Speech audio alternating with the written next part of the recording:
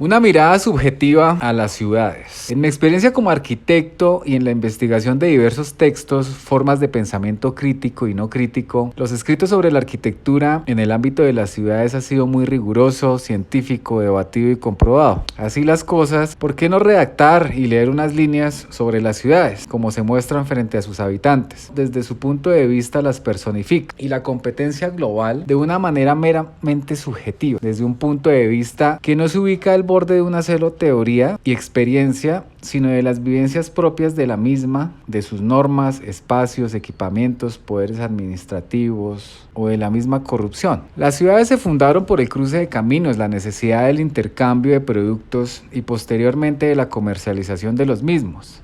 A su vez, en búsqueda de territorios que brindaran a sus habitantes recursos naturales para su consumo y subsistencia. El 54% de la población mundial vive en áreas urbanas.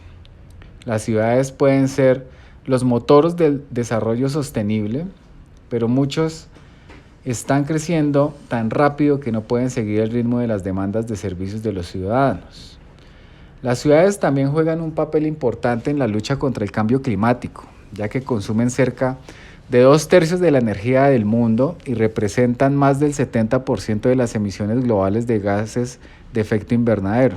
A medida que las ciudades se desarrollan, también aumenta su exposición al clima y al riesgo de desastre. Casi 500 millones de residentes urbanos viven en áreas costeras, lo que aumenta su vulnerabilidad a las marejadas ciclónicas y al aumento del nivel del mar. Las formas de hábitat en las ciudades van tomando fuerza bajo el comercio y su intercambio. Desde allí el proceso evolutivo ha sido meramente físico, en donde su fundamento es la integración del comercio, su desarrollo económico, en donde sus habitantes comparten un escenario urbano. Más adelante, se ha encontrado que a raíz del fortalecimiento del comercio y en especial de la industria, las ciudades se fortalecieron alrededor de este nicho de mercado. Las ciudades están hechas para el relacionamiento comercial, el relacionamiento social, el relacionamiento económico. Las hacemos las personas en diferentes cadenas comerciales. Por supuesto, estos centros poblados, las ciudades, requieren de un orden, requieren de una política. Surge la necesidad de establecer instituciones que garanticen la salud, los servicios públicos, energía, acueducto, alcantarillado, telefonía, internet, entre otros. Hacia las viviendas y los servicios de equipamiento urbano como centros de salud, hospitales, puestos militares, puestos de policía,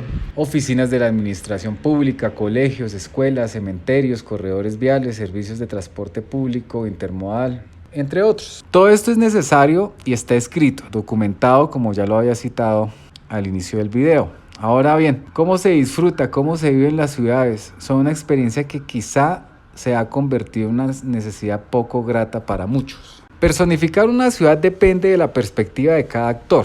De hecho, he escuchado la personificación mixta de una ciudad vista por una misma persona. El agravio, el desagravio, sueños, problemas, inseguridad, seguridad, ilusiones, facilidades, dificultades. Así es una ciudad. Una ciudad es como la construimos según el rol socioeconómico en el que participemos. De la misma forma, podemos personificarla. No es fácil darle una identidad y carácter, pero de seguro y de acuerdo al perfilamiento sociológico, antropológico, en su mayoría la humanidad se plantea las mismas metas a diferentes escalas, lo cual se ve reflejado en diferentes modos y uno de estos es la ciudad. Durante siglos, las personas se esforzaban por buscar una explicación a los fenómenos que acontecían a su alrededor. Se crearon mitos desde tiempos ancestrales que relataban la creación del mundo, buscaban la razón detrás de las lluvias, las inundaciones o las plagas y achacaban a los seres divinos las desgracias y los hechos afortunados que les ocurrían. No fue hasta el periodo conocido como el Renacimiento en torno al siglo XV, cuando los humanos se volvieron hacia sí mismos y comenzaron a estudiarse como seres y como sociedades. Habían nacido entonces las humanidades o ciencias humanas, como contraposición a las ciencias divinas. Su objeto no era otro que dar con una definición de humanidad. ¿Quiénes éramos? ¿Cómo nos relacionábamos entre nosotros?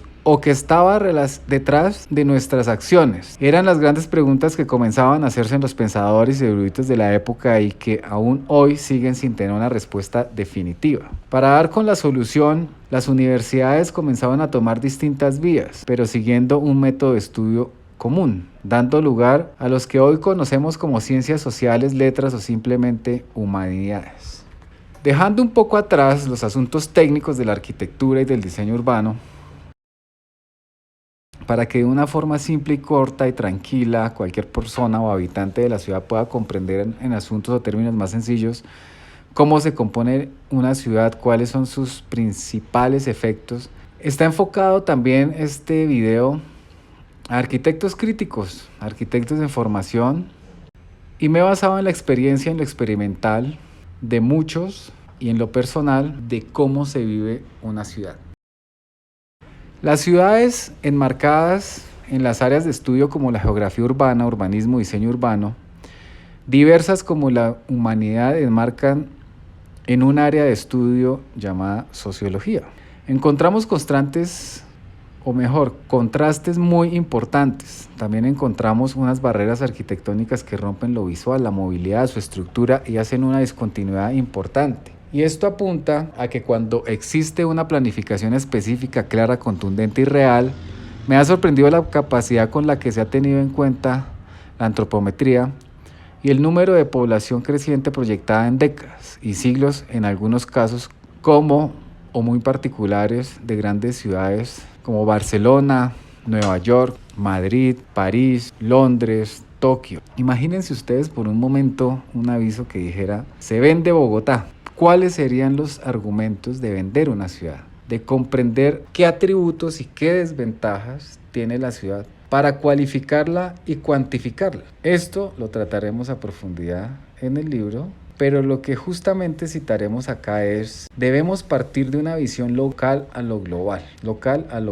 Es justamente en el ámbito urbano, dice Jordi Borja y Manuel Castells en su libro Lo local a lo global, es justamente en el ámbito urbano donde interactúan las fuerzas globales y locales, superando su ambigua dicotomía y antagonismo. La gestión de las ciudades en la era de la información. Al plantear interrogantes sobre la individualidad y la estructura de un hecho urbano determinado, se han planteado una serie de preguntas cuyo conjunto parece constituir un sistema capaz de analizar una obra de arte. Ahora bien, aunque toda la presente investigación sea llevada a fin de establecer la naturaleza de los hechos urbanos y su identificación desde un punto de vista subjetivo, se puede declarar de pronto que admitimos que en la naturaleza de los hechos urbanos hay algo que los hace muy semejantes, y no solo metafóricamente, como la obra de arte.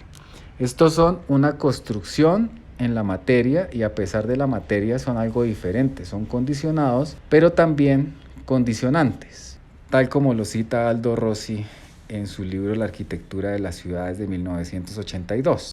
En el libro citaré varias experiencias personales en la visita, en las cuales doy mi impresión como arquitecto, como diseñador urbano, de ciudades como París, Nueva York, Madrid, Barcelona, Tokio, Medio Oriente, y cómo éstas han evolucionado de acuerdo a su relacionamiento sociocultural, comercial y su posicionamiento de lo local a lo global.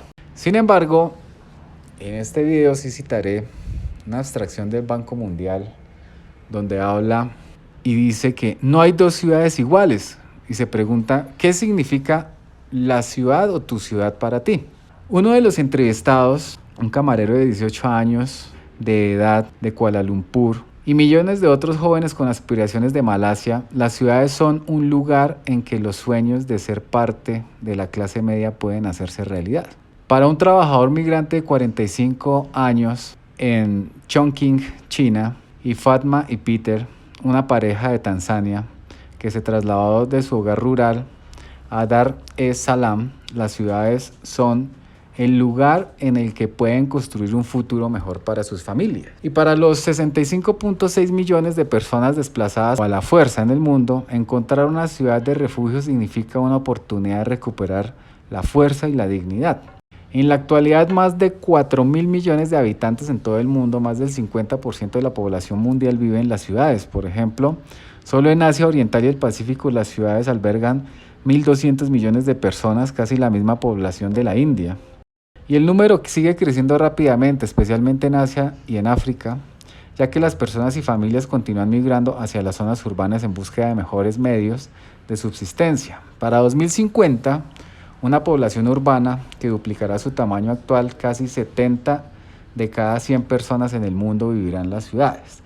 La rápida urbanización conlleva a desafíos sin precedentes. Al ser un enorme imán las ciudades para el talento y las inversiones, no sorprende que las ciudades se hayan convertido en el principal motor de crecimiento del mundo, generando más del 80% del Producto Interno Bruto mundial y ayudando al mismo tiempo a cientos de millones de personas a salir de la pobreza extrema. Sin embargo, la velocidad y la escala de urbanización traen consigo enormes desafíos: el aumento de las disparidades de ingresos, el empeoramiento de la contaminación y el deterioro de los edificios y puentes o equipamientos con el paso de los años son señales relevantes de que las ciudades actuales tienen dificultades para satisfacer las crecientes aspiraciones de sus habitantes de tener un futuro sostenible y próspero. De acuerdo con lo estimado en las experiencias, las ciudades en definitiva conforman un dinamismo a nivel local y global, de tal forma que el crecimiento es diverso en relación a la migración de la población a las ciudades en búsqueda de oportunidades y el crecimiento económico, con el fin de consolidarse en una de las cadenas económicas. Sin embargo, no todos cuentan con la misma suerte, y es así como las ciudades pueden no ser sostenibles, y a lo cual se deben tomar medidas mediante la planificación, con una visión estratégica en donde podamos incluir los principios de pensamiento estratégico. En general, se entiende el pensamiento estratégico como una capacidad que hace posible optimizar todos los recursos de una organización, en este caso de una ciudad, mientras que la dirección estratégica indica el modelo o plan de acción que debe seguir esa organización. Así lo conceptúa por lo menos el blog de la Tech University. La cultura organizacional es parte de la piedra angular en el sentido de la adaptabilidad de las ciudades a los procesos de crecimiento y en especial al de la llegada de nuevos habitantes en corto tiempo. La cultura organizacional, definida habitualmente como aquel conjunto de creencias, significados y hábitos de pensamiento que son naturalizados y asumidos por los miembros de una organización, convirtiéndose en el horizonte simbólico que facilita la orientación de las conductas y las prácticas que lleva a cabo la organización. Esta dimensión se manifiesta a través de distintos componentes de los cuales se puede destacar: el carácter proactivo, que implica la capacidad de anticipación a los cambios del entorno, identificando las necesidades futuras. Es requisito indispensable para lograr un conocimiento global. La visión global implica la capacidad de comprender la realidad de la ciudad como un todo, de actuar sobre sus principales elementos. Del sistema de valores implica una definición clara de valores, reglas y creencias. Adaptación a los cambios implica la adecuación de las ciudades a las transformaciones relacionadas con los constantes cambios que suceden en el entorno. En suma, el pensamiento estratégico desde la perspectiva de la cultura organizacional viene a ser una suerte de estado de conciencia que permite afrontar situaciones difíciles del presente y prepararse para el futuro. Tal estado de conciencia habrá de corresponderse con una actitud gerencial estratégica que persiga adelantarse a los acontecimientos como condición necesaria para comprender y conocer la organización de manera global, y que esta estrategia sea flexible ante los cambios circunstanciales durante su ejecución. Adicional al pensamiento estratégico, incluir la prospectiva, la ciencia que se dedica al estudio de las causas técnicas, científicas, económicas y sociales que aceleran la evolución del mundo moderno, y la previsión de las situaciones que podrán derivarse de sus influencias conjugadas. Por lo menos así lo describe la Universidad de Oxford. ¿Qué dice el Banco Mundial sobre la nueva agenda en las ciudades? ¿Hacia dónde vamos? Dice, y cito, que nada está perdido aún. Como el 60% de los lugares que se urbanizaron se urbanizarán para el 2030 aún se están por construir, todavía tenemos la oportunidad de ayudar a los pobres urbanos a liderar el potencial económico y salvaguardar para las generaciones futuras los avances en materia de desarrollo que tanto ha costado alcanzar. Este planteamiento deja en lugar a los planificadores la opción de tomar cada una de las razones por las cuales afecta la densidad en las ciudades con el fin de darles un número mayor de crecimiento. Pero este deberá en cualquier caso ir acompañado de la competitividad, atractividad y productividad que se le enfoque y se le dé a la ciudad. A ello se le relaciona la implementación de empresas, logística, industria, servicios, comercio, tecnología, cualificación en la vivienda, en el comercio y un análisis sistémico de cualificación de usos. En Colombia es bien conocido que manejamos el POT, planes de ordenamiento territorial, o de acuerdo al tamaño de la población, esquemas de ordenamiento territorial o esquemas básicos de ordenamiento territorial. Por tomar un ejemplo, en Bogotá, en su último plan de ordenamiento territorial, se ordena en el largo plazo según la estrategia que se implementará bajo 3 principios. El primero, la protección y la tutela del medio ambiente y los recursos naturales y su valoración como sustrato básico del ordenamiento territorial. El segundo, el perfeccionamiento y optimización de la infraestructura para la movilidad y la prestación de servicios públicos y sociales para todos los ciudadanos y en perspectiva con una visión regional. Y el tercero, la integración socioeconómica y espacial de un territorio urbano rural a nivel internacional, nacional y con una red de ciudades prevista para la región. Estos principios comprenden decisiones de ordenamiento territorial entre estructuras superpuestas e interdependientes. La estructura ecológica principal, la estructura funcional de servicios y la estructura socioeconómica espacial. Tales decisiones afectan de forma integral e interdependiente todo el territorio urbano y de expansión y rural de Bogotá. Sin embargo, pasando a la realidad, no se ha visto en la práctica estos principios totalmente respetados. Por tal razón, es necesario que los planificadores urbanos contemplen la realidad de las ciudades, la realidad del comportamiento económico, a estas teorías que en el papel son lo ideal. Y adicionalmente se deja a un lado la corrupción y el mercado de tierras politizado mediante la normatividad. He sido partidario que los asuntos ambientales y demás relacionados al desenvolvimiento del ser humano no deben ser gratuitos, pero sí partidario en que deben existir las condiciones óptimas para el desarrollo de las acciones atinentes al buen desempeño de cada uno de los habitantes de las ciudades. El creciente e indiscutible crecimiento de las ciudades, que aumentó sustancialmente desde la revolución industrial. Si analizamos la curva de crecimiento de la población mundial, podemos concluir que los hitos más relevantes para ellos se registran en los momentos de ajuste cultural. Esa historia de evolución de las ciudades está más descrita en el libro. No la voy a describir en el video porque es un poco extensa, pero básicamente nace desde la Mesopotamia, en la confluencia de ríos, como el Éufrates, el Nilo, el desarrollo de la agricultura, domesticación de animales y se empieza la organización de las ciudades y luego otras más importantes como ya Grecia, Roma, Oriente y por supuesto pues nuestras ciudades americanas de los incas, mayas, aztecas. La migración del campo a la ciudad, uno de los hitos más importantes por el movimiento pendular, el movimiento extremo que hay en el mundo, es uno de los sitios más importantes a tener en cuenta para el desarrollo de las ciudades. Pero también el incremento de la población en los últimos años a hoy día ha bajado por el número de familias y por la natalidad de acuerdo a las nuevas concepciones y al nuevo pensamiento que vienen desarrollando algunas generaciones. De mis experiencias, ¿cómo personificaría algunas ciudades? Por ejemplo, Barcelona, una ciudad abierta, extrovertida, alegre. Londres, una ciudad culta, seria, intelectual. Nueva York, una ciudad imponente, globalizada, formal. Buenos Aires, misteriosa, alegre, trasnochadora. Dubái, extravagante, ostentosa, llamativa. Madrid, histórica, real, deportiva.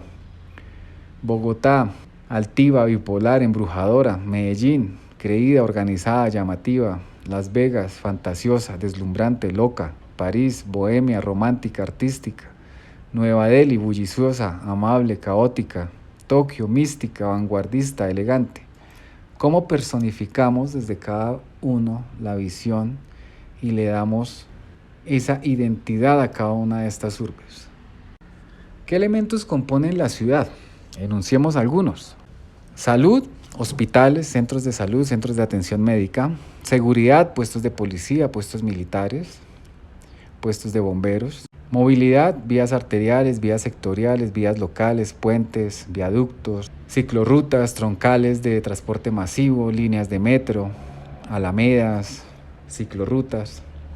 En educación, universidades, colegios, jardines infantiles, hogares infantiles, Ambiente o ambiental, parques, alamedas, canales, humedales, reservas ambientales, cobertura vegetal y arbolado. Residenciales, vivienda, alojamiento en cualquier tipología.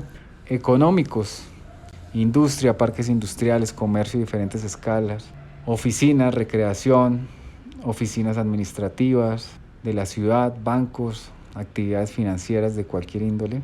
Infraestructura, gas, alcantarillado, acueductos, redes de comunicación. Normativamente se define muy bien cuáles son los usos de la ciudad. Actividades residenciales, en la que se designa el suelo como lugar de habitación. Actividades dotacionales, en las que se designa el suelo como lugar para la localización de los servicios necesarios para la vida urbana y para garantizar el recreo y esparcimiento de la población. Y área de actividad, comercio y servicios, en la que se designa un suelo para la localización de establecimientos que ofrecen bienes de diferentes escalas, así como servicios a empresas y personas. Áreas de actividad cultural.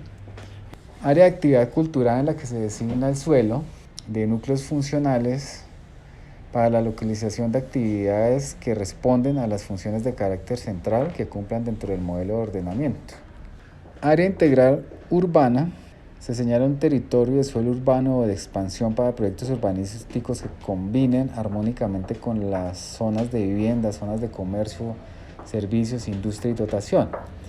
Área de industria, en la que permita la localización de establecimientos dedicados a la producción, elaboración, fabricación, preparación, recuperación, reproducción, ensamble, construcción, reparación, transformación, tratamiento y manipulación de materias primas. Y estos usos deben ser específicos y clasificados. Se pueden clasificar como usos principales, complementarios, restringidos dentro de la planificación de la ciudad. Y se debe también clasificar el suelo: urbano, o urbanizado, rural, suburbano, consolidado, no consolidado, urbanizable, no urbanizable. Ya hemos mencionado los componentes de la ciudad y cómo gerenciarla, cómo pensarla y a grosso modo qué tener en cuenta. Pero ¿quiénes la habitan? La población es muy importante para el desarrollo de la ciudad. La preparación y la capacidad de la población para el desarrollo de la industria, del comercio y las cadenas económicas son un engranaje esencial para el desarrollo, conservación, mantenimiento y proyección de la ciudad. Es necesario contar con un personal capacitado, con una diversidad de profesionales, técnicos o sencillamente que desempeñen una tarea específica y especializada, con habilidades que le puedan dar un perfilamiento a la ciudad, ya sea una ciudad industrial netamente, comercial, turística, mixta o de otro tipo, que atraiga a personas externas para que inviertan y esas inversiones se transmitan y se conviertan en consolidación financiera. Deben existir otro tipo de equipamientos importantes dentro de las ciudades, como por ejemplo los cementerios. En el próximo numeral, o mejor, en el libro Las Necrópolis, podrán encontrar unos 40 minutos sobre las necrópolis y su importancia de involucrarlas dentro de las ciudades. Para estos habitantes debemos considerar que los equipamientos colectivos son una necesidad irrefutable, son los servicios generales de la ciudad. Asimismo, el ambiente o medio ambiente de la ciudad debe generar un espacio propicio para los encuentros, el desarrollo de actividades para el disfrute de la ciudad del ambiente, como la teoría lo explica: el ambiente auditivo, lo visual, el ambiente ecológico. Dentro del ambiente en una ciudad es muy importante la atracción o la incorporación de parques a nivel urbano, metropolitano, zonal, local, transmitiendo la percepción de una ciudad libre, una ciudad amigable, una ciudad donde podamos compartir socialmente, donde podamos hacer intercambios culturales efectivos, no solo o mejor complementarios al desarrollo comercial económico de la ciudad. Citamos algunos adicionales al medio ambiente o estructura ecológica, como son espacios deportivos, culturales, de recreación activa y pasiva, centros de desarrollo social. Debemos ser muy cuidadosos con el ambiente, formalizar las políticas de recolección de residuos y mitigación de contaminación. Se debe velar porque las ciudades sean sostenibles y sustentables. Las relaciones de poder dentro de una ciudad dependen de las características espaciales, funcionales y operativas de determinados puntos dentro de la urbe, vidas perdidas dentro de la metrópoli, las jerarquías sociales, las fuentes de poder relacionadas con la administración, delincuencia y la corrupción, fuentes de poder de la economía, industria, tecnología, innovación o de nuestra historia y la cultura. Quizá por comodidades o calidad de vida, en algún momento todos hemos querido contar con los servicios que requerimos de manera muy cercana a nosotros, que tengamos un espacio mínimo de recorrido. Entonces imaginemos si tuviéramos una gran zona verde, si tuviéramos un espacio de entretenimiento, de ejercicio cerca a casa, que tuviéramos un centro comercial a unas cuadras de nuestra vivienda, que tuviéramos un mall de bancos y la mayoría de espacios y servicios que visitamos cotidianamente muy cerca a espacios residenciales, lo cual denominan algunos POTs como centralidad. Eso podría denominarse como una centralidad efectivamente, en donde los servicios hacen parte de un punto específico cercano a la vivienda y quizá también podamos contar con los servicios laborales si prestamos un servicio profesional cercano, o pudiésemos contar con el trabajo cerca de nuestras viviendas. Si podemos acercar la mayoría de servicios a nuestro hogar, podríamos generar centralidades o microcentralidades a pequeña escala, las cuales harían parte de una centralidad o a mayor escala, y que estas centralidades a mayor escala se engranen de forma tal que se forme la ciudad. Encontrar una calidad de vida óptima en una urbe depende del crecimiento de la misma y cómo coexistimos dentro de la cadena económica. Una ciudad sin una buena cadena económica y sin un buen ejercicio industrial dentro de la ciudad va a encontrarse con un complejo desarrollo. De la conformación de las zonas que permitan que los habitantes disfruten de la ciudad mientras también explotan de la misma económicamente. Por supuesto, no todas las ciudades son iguales, son similares, como ya lo hemos comentado o lo citaba la ONU, desde el punto de vista subjetivo, pero en verdad no lo son. Hacen la diferencia el tamaño varía de acuerdo a sus hechos históricos, la historia obedece a la capacidad de desarrollo que ha tenido durante diferentes épocas en relación a la implementación tecnológica e innovación. Algunas ciudades cambiaron su identidad y carácter económico, evolucionaron, transmutaron, otras perdieron perdieron su identidad inicial o sencillamente se degradaron y fueron desapareciendo hasta quedarse muy pequeñas, no innovaron y se estancaron. Muchos ejemplos de ciudades medianas totalmente estancadas. La problemática de las ciudades asusta, la cual repercute en su diseño, morfología y uso. Habitualmente en la problemática que nos aqueja todos los días de la vida cotidiana cada uno, la problemática abarca desde los asuntos sociales, el poder adquisitivo, la falta de empleo, más lugares que no se pueden visitar por determinadas razones dentro de la ciudad, la seguridad, la movilidad, la distancia, el ambiente, la hora, los lugares, no lugares que están y no están para nosotros. Ahora bien, vivir en el campo también es una opción, que han tomado algunas personas que han logrado jubilarse o sencillamente se han acoplado a una buena medida al trabajo basados en la tecnología de las comunicaciones. Es una opción que ayuda a despejar la mente, que ayuda a sentirse uno tranquilo, pero en contra, el hombre por la naturaleza es un ser social. Relacionamiento para encontrar nuevas formas de desarrollo personal y profesional. En el campo se han limitado de alguna forma los hechos de comercio, interacción de servicios y por esta razón la estancia en las ciudades es mayor.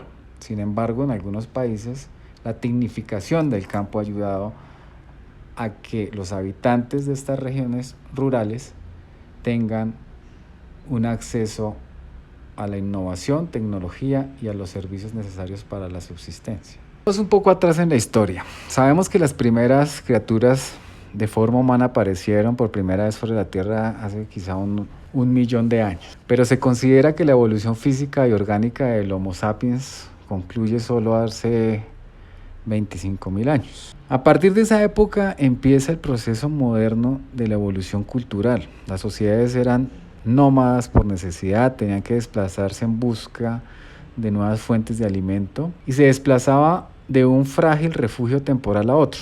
Pero en algún momento, entre el año 8000 y 10.000 años atrás, la humanidad empezó a ejercer un cierto tipo de control sobre la población y sobre la producción de alimentos mediante el cultivo sistemático de ciertas especies de plantas, sobre todo en semillas comestibles y la domesticación de animales. La permanencia en un lugar de residencia estable tuvo a partir de ese momento muchas más posibilidades, al tiempo que la unidad física pasaba a ser la de aldea, aunque los primeros asentamientos no fueran más que un grupo de chozas rudimentarias. La producción controlada de alimentos también se benefició de los cambios climáticos que tuvieron lugar al final del último periodo glacial hacia 7000 a.C.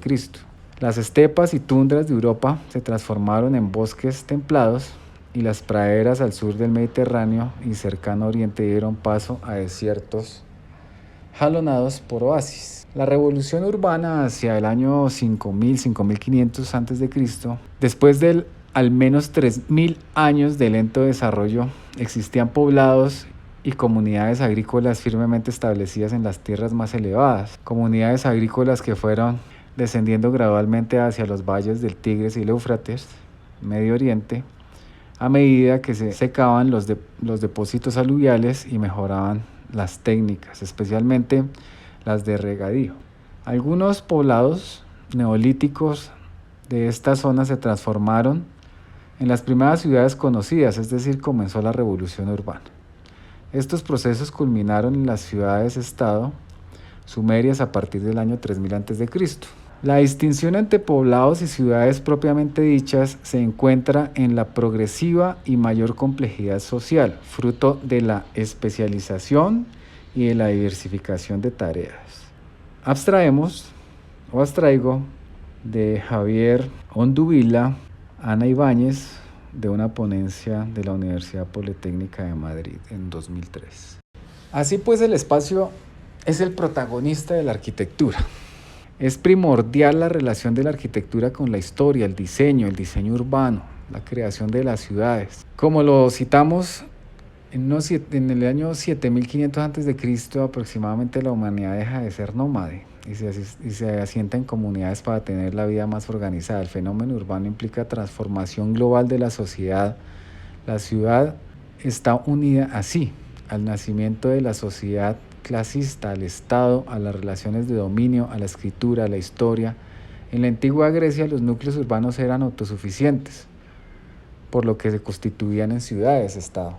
En estos casos se destacan Atenas, donde floreció esta cultura fundamental para Occidente, y Esparta, sociedad guerrera. Grandes ciudades testimoniaron la grandeza de algunas civilizaciones, tal como el caso de Roma, que alcanzó a contar con cerca de 1 millón de habitantes, Babilonia, que contaba con alrededor de 500.000 habitantes. Con la caída del Imperio Romano en el siglo V, las ciudades fueron devastadas en Occidente, mientras que en Oriente se presentaba un alto grado de urbanización durante la Alta Edad Media. La vida en Europa se organizó en la vida rural en antiguos feudos y monasterios. En el siglo XI, en la Baja Edad Media, resurge la ciudad como un centro de poder. Un emblema para las nuevas urbes fueron las imponentes catedrales góticas. Los primeros intentos por organizar la parte de las desordenadas ciudades de la Edad Media se produjeron durante el periodo del Renacimiento, durante el siglo XV. Cuando los españoles llegaban a América, encontraron diferentes centros urbanos imponentes, erigidos por diferentes culturas como los mayas, aztecas, incas, entre otros. Estas ciudades contaban con un alto grado de planificación. Los españoles fundaron en el siglo XVI lo que hoy son las grandes ciudades de Latinoamérica, tomando como base las leyes de Indias, y de esta manera surgen las urbes tradicionales de Centro y Suramérica, organizadas en cuadrícula o retícula, y con los principales edificios públicos dispuestos en torno a la plaza principal durante la Revolución Industrial que se produjo en Inglaterra. Así pues, y para concluir un análisis de más de 300 páginas que consta el libro, veamos qué es el análisis sistémico dentro de las ciudades. Los componentes de las ciudades conforman sistemas, los cuales se han discriminado de tal forma que el sistema toque un fondo de uso creativo para el óptimo funcionamiento y operatividad de la ciudad. Los sistemas y los ámbitos de las ciudades, el ámbito social, ambiental, movilidad, económico, entre otros, grupos y subgrupos deben traslaparse con el fin de validar su función integral y así poder definir bajo un modelo holístico que se define como la doctrina que propugna la concepción de cada realidad como un todo distinto de la suma de las partes que lo componen. El resultado de las opciones frente a este criterio deben definirse como intervención. Los tratamientos urbanísticos orientan las intervenciones que se pueden realizar en el territorio, el espacio público y las edificaciones, mediante respuestas diferenciadas para cada condición existente, como resultado de la valoración de las características físicas de cada zona y su función en el modelo territorial, con los propósitos de consolidar, mantener, revitalizar, mejorar y generar espacios adecuados para el desenvolvimiento de las funciones de la ciudad. Cada uno de los tratamientos se aplica en áreas delimitadas de la ciudad mediante su determinación de acuerdo a la división sociopolítica con la que contemos en nuestra ciudad. Tratamientos de conservación, consolidación, renovación urbana, mejoramiento integral, desarrollo, cualificación, entre otros.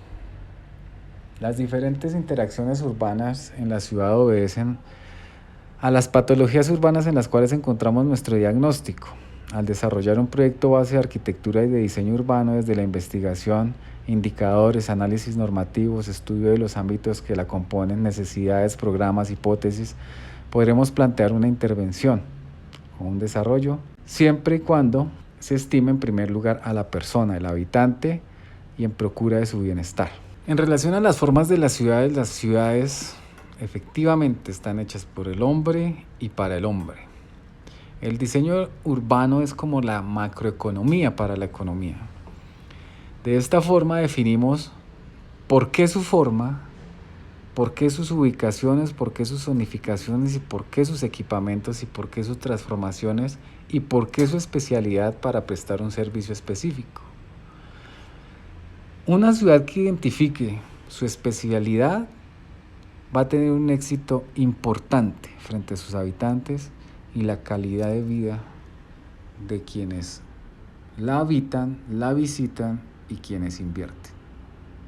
Este libro está dedicado a mis padres, a mis hermanas, a mis hijos y a mi pareja, quienes me han permitido y me han ayudado a compartir las experiencias sobre las ciudades, cómo se viven, cómo se sienten, y de acuerdo a sus experiencias particulares y a las experiencias sociológicas que se han encontrado, he podido desarrollar este espacio literario. Las ciudades son y serán nuestro hábitat, y de acuerdo al buen desarrollo, al diseño y a la contemplación de sus formas, colores, texturas, usos y funciones, a su ambiente, determinaremos la calidad de cada una, su atractividad, competitividad, de lo local a lo global.